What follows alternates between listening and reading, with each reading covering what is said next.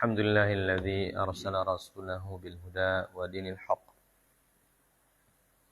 liyudhhirahu 'ala ad-dini kullihi walau karihal kafirun. Wa asyhadu an la ilaha illallah wahdahu la syarikalah wa asyhadu anna Muhammadan 'abduhu wa rasuluhu la nabiyya ba'dah.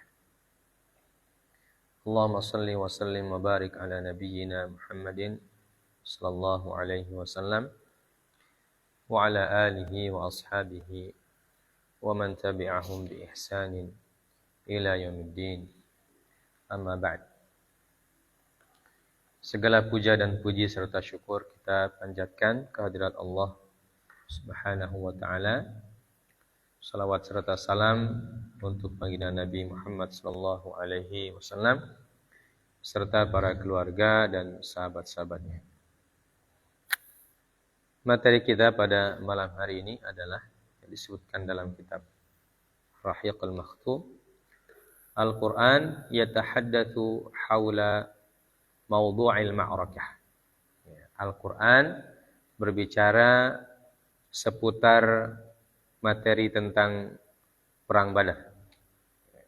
Di perang Badar ini menjadi salah satu peristiwa penting turunnya ayat-ayat Al-Quran, terutama Quran surah Al-Anfal. Kita baca kitabnya. Qala al-mu'allif rahimahullahu rahmatan wasi'ah. Wa hawla mawdu'i hadhihi al-ma'rakati nazalat suratul Anfal. Wa hadhihi as-suratu ta'liqun ilahi. In sahha hadha at-ta'biru ala hadhihi al-ma'rakah. Yakhtalifu kathiran 'an at-ta'aliq allati yantiqu biha al-muluku wal quwadu ba'da al-fath. Artinya, dan tentang materi atau tentang peristiwa perang Badar ini turunlah surat Al-Anfal. Dan surat ini adalah ta'liq.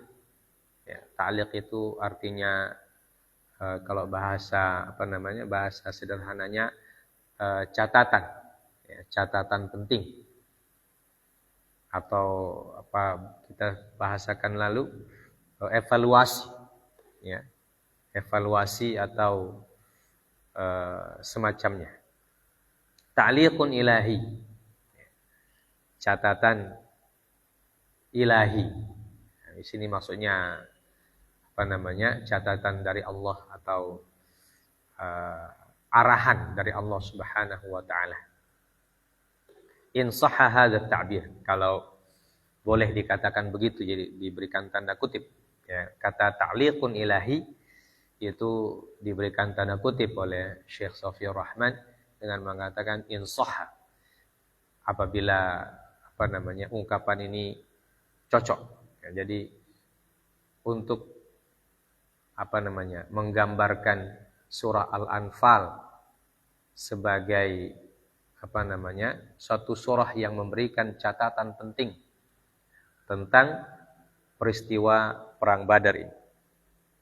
Dan ini datangnya dari Allah Subhanahu wa taala.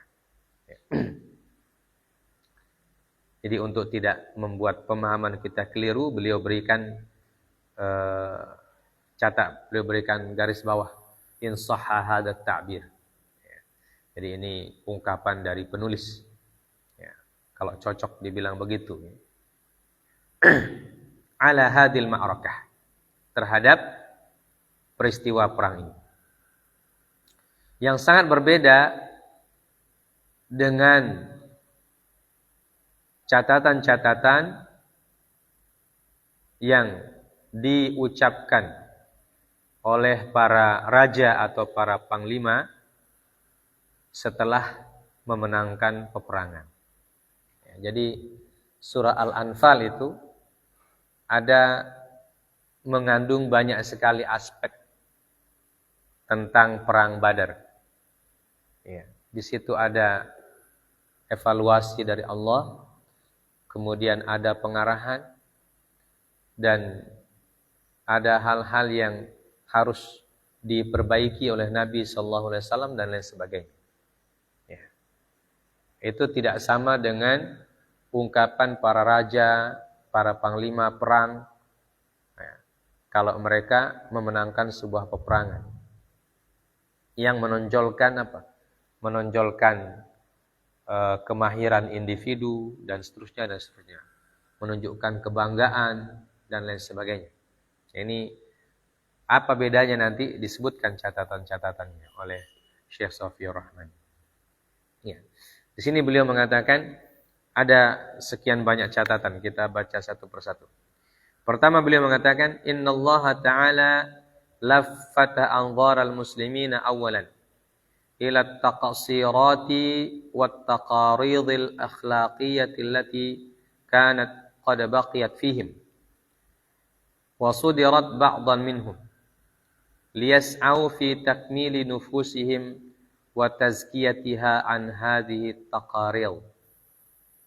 Pertama, Allah Subhanahu wa taala laffat anzaril muslimin. Laffat anzaril muslimin artinya menarik perhatian kaum muslimin. Ya, menarik perhatian atau mengarahkan kaum muslimin. Ya. Pertama, tentang at-taqsirat wat-taqarid. At-taqsirat itu artinya kelalaian-kelalaian dan kekurangan-kekurangan. Ya. Yang berbentuk kekurangan akhlakiyah yang sifatnya dimensinya dimensi akhlak.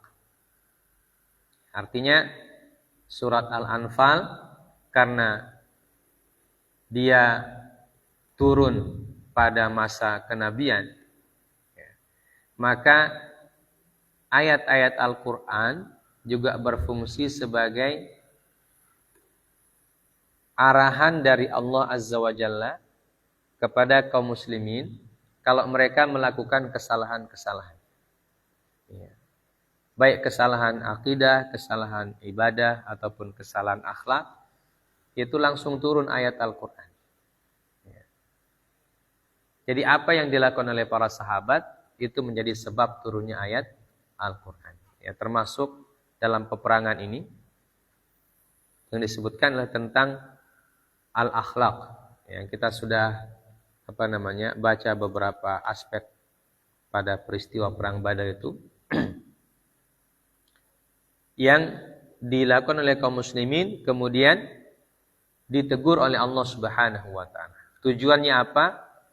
Liyas'au fi takmili nufusihim. Ya. Agar kaum muslimin berusaha untuk menyempurnakan nufus, ya, menyempurnakan jiwa-jiwa mereka. Jadi, biasa kita dengar dengan insan kamil, ya, insan kamil, manusia yang paripurna, Wa tazkiyatiha, dan untuk mensucikan, membersihkan jiwa tersebut dari kekurangan-kekurangan ini. Jadi perang Badar itu dalam pandangan Allah Subhanahu wa taala bukan hanya masalah kalah dan menang. Ya. Jadi ini yang perlu diperhatikan. Bahwa peperangan dalam Islam bukan hanya masalah menang atau kalah. Tapi peperangan dalam Islam itu adalah sebuah cara mendidik jiwa-jiwa kaum muslimin. Seperti yang kita sudah sebutkan, makanya jihad fi sabilillah itu bukan hanya bicara tentang membunuh musuh, bukan. Ya. Tapi dia adalah salah satu sarana atau salah satu bentuk pendidikan jiwa, membersihkan jiwa. Karena orang yang pergi perang fi sabilillah itu dia tidak boleh berniat melenceng dari Allah. Dia harus niatkan perjuangannya untuk Allah Subhanahu wa taala. Li'i'la'i kalimatillah. Ya. Tidak boleh pergi berjuang hanya untuk mendapatkan kemenangan, mendapatkan harta rampasan, atau untuk disebut sebagai pahlawan. Ya. Nah, dalam hadis yang kita sudah sebutkan, bahwa justru 3 ibadah yang besar dalam Islam, kalau salah niatnya, menjadikan orang justru paling pertama masuk neraka. Ya. Yaitu apa? Pertama jihad. Kemudian kedua, ya, mempelajari Al-Quran. Yang ketiga, banyak sedekah. Ya. Dalam hadis disebutkan bahwa nanti orang yang belajar Al-Quran ditanya oleh Allah Subhanahu wa Ta'ala, apa yang kamu kerjakan di dunia ini? Dia mengatakan, ya Allah, saya dalam kehidupan saya mempelajari Al-Quran dari awal sampai akhir, supaya Al-Quran bisa diajarkan kembali kepada orang lain. Dan saya melakukannya karena Allah. Allah bilang, kamu dusta. Kamu belajar Al-Quran supaya disebut sebagai qari, ya, supaya disebut sebagai orang yang ahlul ilmi, dan seterusnya. Dan itu kamu sudah dapatkan di dunia. Ya, kamu sudah dipuji di dunia sebagai orang alim, sebagai orang yang ahli Al-Quran, dan seterusnya, dan seterusnya. Itu pujian sudah kamu dapat. Nah, di sini sudah habis, kata Allah. Ya. Maka dilemparlah dia ke dalam neraka, na'udzubillah. Ya, begitu juga orang yang berjihad. Dia bilang, saya berjihad di jalan, saya berjihad di dunia untuk menegakkan kalimat Allah. Allah bilang, kamu bohong, dusta. Kamu berjihad supaya disebut sebagai orang yang pemberani, sebagai seorang pahlawan, dan kamu sudah dapatkan di dunia. Ya, begitu juga orang yang bersedekah. Saya bersedekah di jalan Allah. Allah bilang, tidak. Kamu bersedekah supaya dikatakan sebagai orang dermawan, dan kamu sudah dipuji di dunia.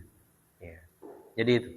Jadi Al-Anfal di antara nilai-nilainya adalah menjadi sarana untuk mendidik jiwa kaum muslimin bahwa yang paling utama dalam perjuangan di jalan Allah Subhanahu wa Ta'ala adalah bagaimana menegakkan syariat Allah Subhanahu wa Ta'ala. Jadi bukan hanya masalah menang, kalah, ghanimah dan sebagainya, tapi itu sebagai salah satu tazkiyatun nafs. Ya. Bagaimana orang yang menang perang, kemudian ketika dia dipuji oleh orang, dia tidak sombong, tidak berbangga diri, tidak mengatakan, oh memang kita orang jago. Ya. Bilang kalau bukan kita orang, tidak dapat. Ya. Kalau bukan kita yang dampingi Rasulullah. Ya. Nah itu jiwa-jiwa yang seperti itu oleh Allah ditekan, kasih turun itu, ya, ego, kemudian kebanggaan dan semua itu dalam surat Al-Anfal diajarkan oleh Allah Azza wa Jalla kepada kaum muslimin. Itu bukan tujuan dari jihad, tujuannya bukan itu. Ya. Sehingga orang-orang yang ikut di dalam perang Badar itu nanti menjadi pemimpin-pemimpin kaum muslimin di masa akan datang setelah Rasulullah wafat. Dan mereka menjadi orang-orang yang tetap seperti sedia kala. Ya, tidak bangga diri, tidak sombong, tidak merasa paling berjasa, tidak merasa paling hebat, paling tidak. Ya. Abu Bakar As-Siddiq, kemudian Umar bin Khattab yang masuk di situ, Ali bin Abi Thalib. Ketika mereka jadi pemimpin, sifat-sifat yang dididik oleh Allah itu kelihatan. Ya. Tidak merasa saya paling berjasa mendampingi Nabi. Ya. Saya paling berjasa menjaga Nabi dan seterusnya. Ya, seperti yang disebutkan, apa yang kita sebutkan lalu, ketika orang selesai perang, ya mereka berdebat tentang ghanimah. Ini yang paling berhak siapa? Yang maju ke medan perang? Ya. Atau yang menjaga Nabi? Atau yang mengumpulkan ghanimah? Ya. Itu kan mereka terjadi perdebatan. Nah kata Allah yang begitu tidak boleh. Ya. Jadi perang itu bukan cuma itu tujuan. Ya, maka isi dari Quran Surah Al-Anfal yang pertama ini untuk mendidik para sahabat, ya karena itu kan baru perang pertama. Ya.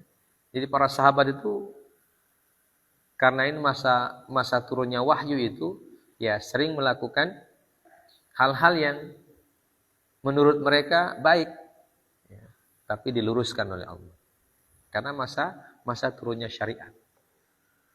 Apakah sahabat bersalah? Ya. Salah dari sisi itu. Tapi tidak berdosa karena mereka melakukannya belum ada syariatnya. Ya.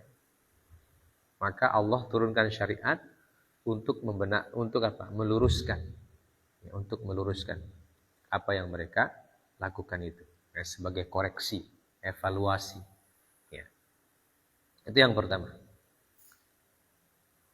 Kemudian yang kedua, thumma sanna bima kana fi hadzal fath min ta'yidillahi wa 'aunihi wa nasrihi bil ghaibi lil muslimin. Dzakara lahum dzalika li alla yaghtarru bi syaja'atihim wa basalatihim. Fa tatasawwaru nufusahumul ghatrasatu wal kibriya. Bal liyatawakkalu 'ala Allahi wa yuti'uhu wa yuti'u rasulahu alaihi salatu wassalam. Kemudian yang kedua, Allah Subhanahu wa taala menjelaskan bahwa kemenangan dalam perang Badar itu min ta'yidillah wa 'aunihi wa nasrihi bil ghaib lil muslimin. Jadi Allah jelaskan bahwa perang itu bukan kemenangan yang semata-mata karena kemampuan manusia. Ya.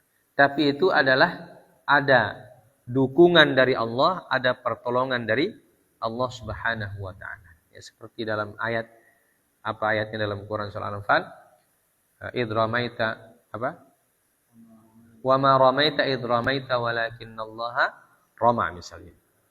Ya.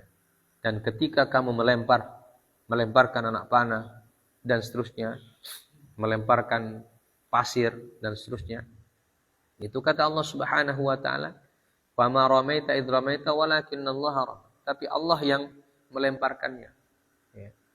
Artinya apa yang kamu lemparkan kemudian tepat sasaran dan seterusnya, itu semua karena pertolongan dari Allah Subhanahu wa taala. Ya. Dan itu sifatnya ghaib. Ya. Pertolongan yang ghaib. Dan ini salah satu cabang keimanan. Ya, beriman kepada yang ghaib seperti disebutkan dalam Quran surah Al-Baqarah. Allah menyebutkan hal tersebut supaya mereka tidak tertipu dengan keberanian dan kecakapan mereka. Supaya mereka tidak gurur. Gurur itu tertipu. Tertipu dengan apa yang kita miliki. Kita anggap kitalah yang paling jago dan seterusnya. Tapi kata Allah, kemenangan itu dukungan dan pertolongan dari Allah Azza wa Jalla. Dan ini merupakan aspek yang paling mendasar dalam perjuangan kaum muslimin. Dari sini perjuangan-perjuangan selanjutnya itu dibangun. Ya. Makanya Islam ketika disebarkan ke seluruh penjuru dunia, ya, disebarkan dengan cara yang tawadhu, penuh akhlak. Ya. Perang itu adalah jalan yang terakhir yang digunakan. Ya. Jalan terakhir yang digunakan, metode terakhir yang digunakan. Dan ketika berperang pun menggunakan aturan-aturan yang tidak boleh melanggar syariat Allah Subhanahu wa taala. Jadi tidak sembarangan. Karena apa? Karena perang itu ada sisi tazkiyatun nufus. Makanya kalau kita baca berita-berita jihad-jihad fi sabilillah yang digelorakan oleh kaum muslimin, itu pasti ada didampingi oleh para ulamanya. Karena para ulama itulah yang nanti yang mengarahkan. Ya, termasuk perjuangan di negeri kita merebut kemerdekaan. Ya, makanya kan kita punya banyak pahlawan kemerdekaan yang adalah para ulama. Ya. Karena perjuangan kaum muslimin tidak bisa lepas dari arahan para ulama. Ya. Karena para ulama yang tahu, dia punya aturan. Mana yang boleh dan mana yang tidak. Ya. Makanya kalau mau menjadi panglima perang, ya, dalam Islam itu tidak boleh sembarang orang. Apalagi tidak tahu agama, ya, tidak tahu syariat, tidak boleh jadi panglima perang. Ya, jadi panglima perang itu bukan hanya masalah keberanian saja. Ya. Tapi dia juga harus paham dia punya fikih. Fikih jihadnya dia harus paham. Ya. Jadi pahlawan kemerdekaan kita banyak para ulama. Tuanku Imam Bonjol. Ya. Imam Bonjol itu ulama, alim. Dia belajar di Mekah. Ya. Belajar di Mekah beliau itu. Ya. Pulang ke Indonesia, pulang ke Sumatera Barat. Ya. Jadi tokoh ulama. Banyak lagi. Ya. Pangeran Diponegoro juga seorang alim. Ya. Banyaklah pahlawan-pahlawan kita. Karena memang dalam Islam itu yang namanya peperangan, dia harus sesuai dengan syariat. Ya. Tidak boleh melenceng. Karena ada tujuannya. Karena kalau tidak diingatkan, ya, tidak diingatkan seperti itu, fatatasawwaru nufusahum al-ghatrasatu wal kibriya. Ya, maka dikhawatirkan kalau tidak diarahkan oleh Allah Azza wa Jalla dan diingatkan tentang pertolongan Allah, jangan sampai nanti jiwa-jiwa para sahabat itu dikuasai al-ghatrasah. Ya, al-ghatrasah itu apa bahasa kita itu? Kecongkakan, ya. Wal kibriya, dan kesombongan. Ya. Apalagi perang Badar itu memang sangat cocok untuk disombongkan. Ya. Dalam tanda kutip. Kalau tidak ada arahan dari Allah, bayangkan 300 orang bisa mengalahkan 1000 orang. Ya. Dengan peralatan yang sederhana, ya, dengan kavaleri yang sedikit, bekal yang tidak cukup, bisa mengalahkan 1000 orang dengan bekal yang cukup dan peralatan perang yang siap tempur. Wah, itu kalau mau dibanggakan tepuk dada itu sangat cocok itu. Ya, sangat cocok untuk ditepukkan dada. Oi, jago gitu orang. Ya. Tapi Allah langsung arahkan kaum muslimin. Tidak boleh begitu. Bukan itu tujuannya. Ya, bukan untuk membangga-banggakan diri dan seterusnya. Karena jihad itu bukan itu tujuannya. Ya. Maka itulah turun surah Al-Anfal, salah satunya mengingatkan. Ya, Allah ingatkan kepada Nabi dan kepada kaum muslimin bahwa ketika kalian berperang itu pertolongan Allah yang lebih banyak. Ya, mungkin kalau di persentase mungkin ya 90% pertolongan Allah. Ya, 10% adalah tenaga kalian. Ya, seperti yang disebutkan dalam kisahnya. Sampai orang-orang kafir pun melihat, ya, bahwa ada pedang yang belum diayunkan sudah terpotong orang. Ya. Dan mereka melihat ada pasukan yang tidak dikenal dan seterusnya. Ya. Itu kan disebutkan dalam riwayatnya dan kisahnya kita sudah sebutkan. Makanya perang Badar itu menjadi pendidikan yang sangat-sangat berharga untuk kaum muslimin. Dari situ mereka paham bahwa perjuangan agama ini tidak bisa kalau hanya dengan kemampuan manusia biasa. Ya. Tidak bisa. Dia harus meminta pertolongan kepada Allah. Dan itu membuat mereka tawadhu. Artinya setiap keberhasilan kita itu tidak semata-mata karena tenaga dan kecakapan kita sebagai manusia. Ya. Walaupun mungkin dia jago main pedang. Ya, seperti Umar bin Khattab kan terkenal pemberani, jago dan seterusnya. Tapi Umar dengan turunnya ayat itu dia menyadari bahwa tidak ada apa-apanya saya punya tenaga, saya punya kecakapan. Kalau tidak ada pertolongan Allah Azza wa Jalla. Makanya dia menjadi orang yang tawadhu. Ya, Umar bin Khattab. Ya. Walaupun dia punya sifat tegas, tetapi kalau baca ayat Al-Quran bisa menangis. Bahkan disebutkan beliau kalau baca ayat Quran bisa menangis sampai terkilir dia punya ini urat-urat pinggang ini. Karena saking takutnya dia kepada Allah Subhanahu wa taala. Merasa dia lemah dan seterusnya.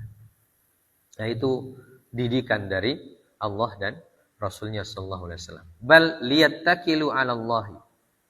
Bahkan seharusnya mereka tetap bertawakal kepada Allah, taat kepada Allah dan taat kepada Rasulnya sallallahu alaihi wasallam. Ya. Dan dari pelajaran perang Badar dan surat Al-Anfal ini, kemudian lahirlah para sahabat-sahabat yang sangat taat kepada Rasulullah sallallahu alaihi wasallam. Yang mereka tidak pernah tidak pernah membantah Nabi, ya, tidak pernah membantah Rasulullah sallallahu alaihi wasallam. Perintah dan larangan Rasulullah senantiasa mereka indahkan. Ya, dari situ dia punya didikan. Tsumma bayyana lahumul ahdaf wal aghrada an-nabilata allati khadha Rasulullah sallallahu alaihi wasallam li ajliha hadil ma'rakatid damiyatir rahibah. Wa dallahum 'ala sifati wal akhlaqi allati tasabbabat fil futuhi wa fil ma'arif.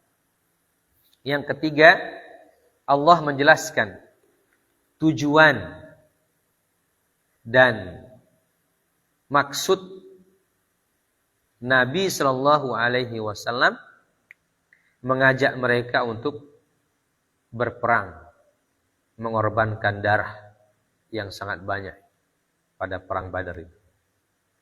Dan Allah menunjukkan kepada mereka sifat-sifat dan akhlak yang menyebabkan datangnya kemenangan dalam setiap pertempuran. Ya, jadi dalam Quran surah Al-Anfal di situ ada ajaran Allah tentang akhlak dan sifat-sifat yang bisa mendatangkan kemenangan. Ya. Kemudian yang keempat, tsumma khatabal musyrikin wal munafiqin wal yahuda wa asara al ma'rakah. Wa'adzahum mau'izatan balighatan. Tahdihim ilal istislami lil haqqi wat taqayyudi bih. Yang keempat, ayat Al-Anfal atau surah Al-Anfal selain diarahkan kepada kaum muslimin, juga ada ayat yang ditujukan kepada orang-orang musyrikin, munafikin dan kaum kufar yang lain. Ya. Kalau kita baca lengkap Quran surah Al-Anfal, nah di situ Allah Subhanahu wa taala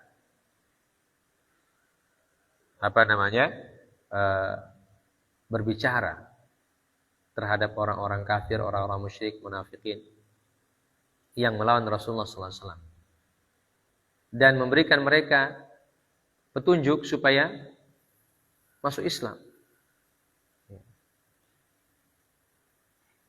Jadi Quran surah Al-Anfal ditujukan kepada kaum muslimin, ditujukan juga kepada orang-orang kufar. Ya. Dan Al-Quran memang untuk seluruh umat manusia, yang muslim dan yang kafir. Hudal linnas. Ya, Al-Quran adalah hudal linnas. Ya, petunjuk untuk seluruh manusia. Siapa saja. bagi orang kafir yang membaca dengan baik, memahami dan dengan tenang, ya, dengan akal yang sehat, akal yang hati yang bersih, ayat-ayat Al-Qur'an akan memberikan petunjuk. Ya, apalagi kaum muslimin. Ya, karena memang dia adalah petunjuk bagi manusia. Kemudian yang kelima, thumma khatabal muslimin haula mawdu' al-ghanaim wa fannana lahum mabadi' wa usus hadil mas'alah.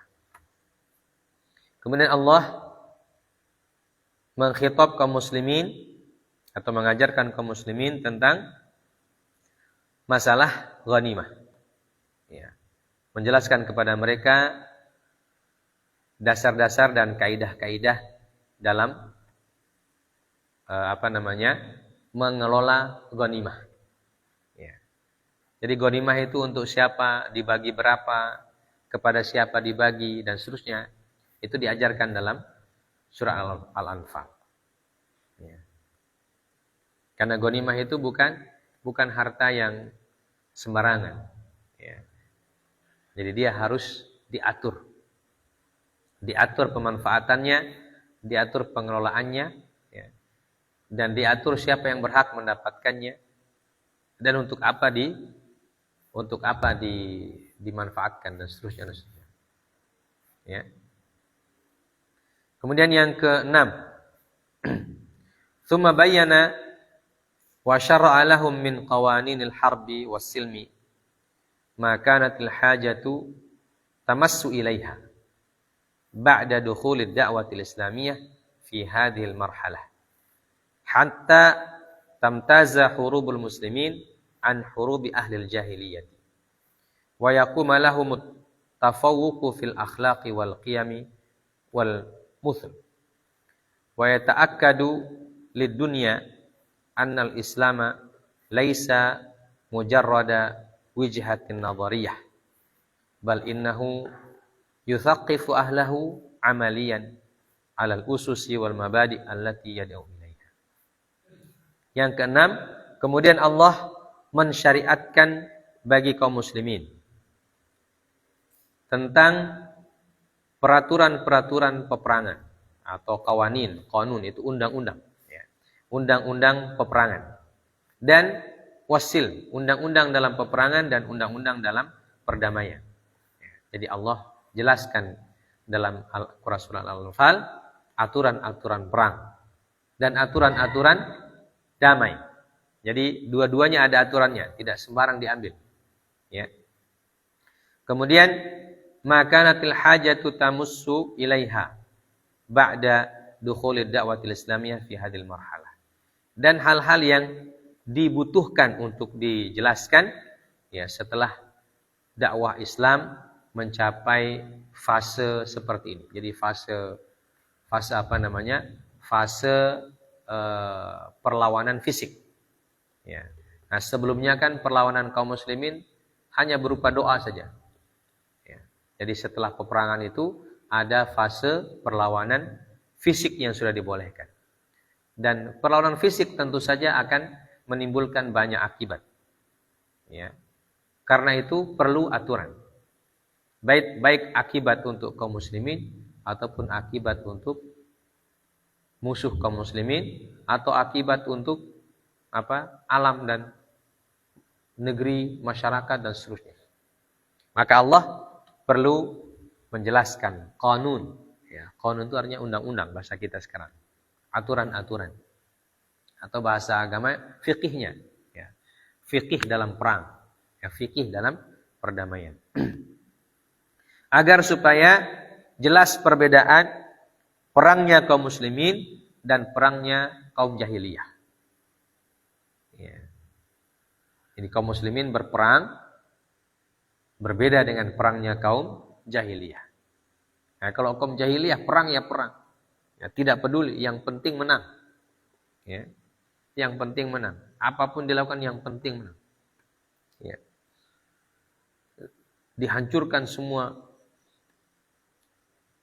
masyarakatnya atau pokoknya macam-macam. Membantai dengan sadis, dengan tidak berperi kemanusiaan dan seterusnya. Itu perangnya orang jahiliyah. Ya. Jadi Allah Subhanahu wa taala dalam Quran surah Al-Anfal menjelaskan bagaimana kaidah-kaidah peperangan yang harus dilaksanakan oleh kaum muslimin. Siapa yang boleh dibunuh? Ya, siapa yang tidak boleh? Apa yang boleh dihancurkan? Apa yang tidak boleh dan seterusnya. Wa yaqumu lahum at-tafawuqu fil akhlaqi wal qiyam wal mutal. Ya.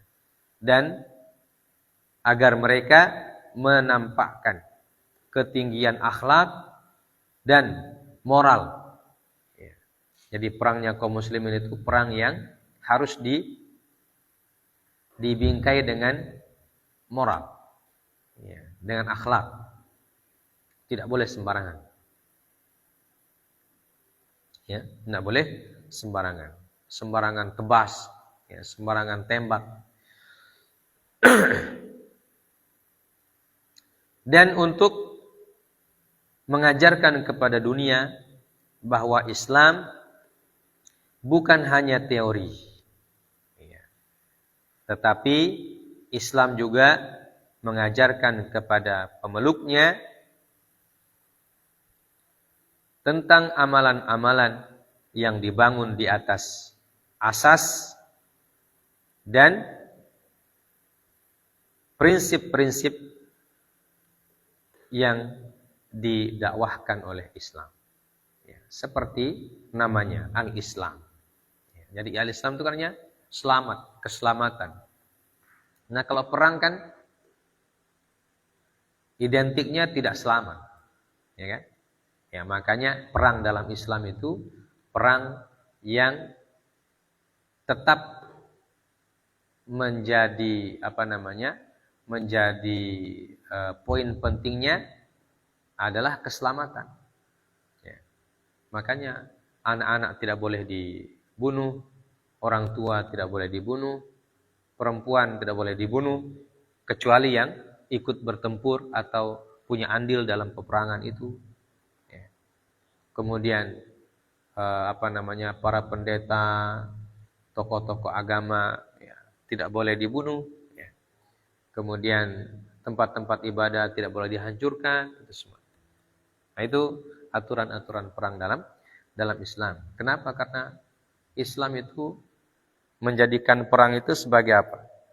Sebagai sarana saja, ya, bukan sebagai tujuan. Sarana untuk menyebarkan Islam. Ya. Maka tidak boleh sembarangan. Kemudian yang ketujuh, ya. Summa qarrara bunudan min qawaninid daulah al-islamiyah allati tuqimul farqa bainal muslimin alladzina yaskununa dakhila hududiha walladzina yaskununa kharijaha.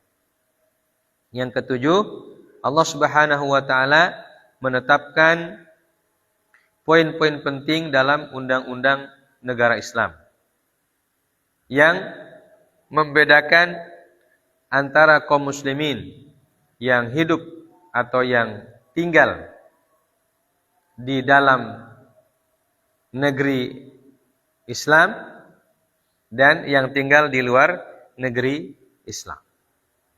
Ya. Jadi ada aturannya. Kaum muslimin yang tinggal dalam negara Madinah dan kaum muslimin yang tinggal di luar negara Madinah. Mereka kaum muslimin, tapi tinggal di luar negara Islam. Artinya mereka terikat dengan aturan-aturan di mana mereka tinggal. Nah dalam Quran surah Al-Anfal juga disebutkan itu aturannya. Ya. Kewajiban, hak dan kewajiban mereka seperti apa. Ya, hak dan kewajiban kaum muslimin yang ada di dalam negeri kaum muslimin dan hak dan kewajiban untuk kaum muslimin yang hidup di luar negeri kaum muslimin seperti apa. Ya, diatur dalam Quran surat Al-Anfal. Nah ini bagian-bagian yang menjadi poin-poin penting secara global yang disebutkan dalam kitab ini tentang isi dari Quran surah Al-Anfal. Jadi ada 7 poin yang beliau sebutkan dari sekian banyak ayat, ya, dari sekian banyak ayat dalam surah Al-Anfal 7 poin ini menjadi poin-poin penting yang diperhatikan oleh Rasulullah dan kaum muslimin pada saat itu, ya. Dan mereka pahami ayat-ayat tersebut seperti itu. Ada arahan, ada evaluasi, ada koreksi, ya. Ada petunjuk, ya. Dan ada juga penetapan kaidah-kaidah, undang-undang, aturan-aturan dan seterusnya. Ya. Jadi silakan baca Al-Anfal lengkap dari awal sampai akhir. Ya, pasti kita akan menemukan poin-poin yang kita sebutkan dalam kitab ini ada dalam ayat-ayat tersebut. Ya, jadi ini kesimpulan yang beliau rumuskan dari Quran surah Al-Anfal yang berkenaan turunnya dengan perang Badar. Baik. Jemaah sekalian dimuliakan oleh Allah Subhanahu wa taala, ya, dengan demikian kita sudah menyelesaikan topik pembahasan yang sangat lama, ya, panjang lebar tentang perang Badar dari awal mula kejadiannya, sebab-sebabnya, kemudian kronologinya dan pasukannya berapa jumlahnya dan seterusnya sampai kemudian perang tersebut dijelaskan secara secara mendetail oleh Allah dalam Quran surah Al-Anfal. Ya. Jadi secara khusus surah Al-Anfal berkenaan dengan perang Badar ini, walaupun secara umum menjadi asas bagi peperangan-peperangan selanjutnya. Ya, baik pada zaman Nabi ataupun setelah itu ataupun sampai hari kiamat. Jadi aturan-aturan yang ada dalam Al-Anfal itu tidak bisa dilanggar.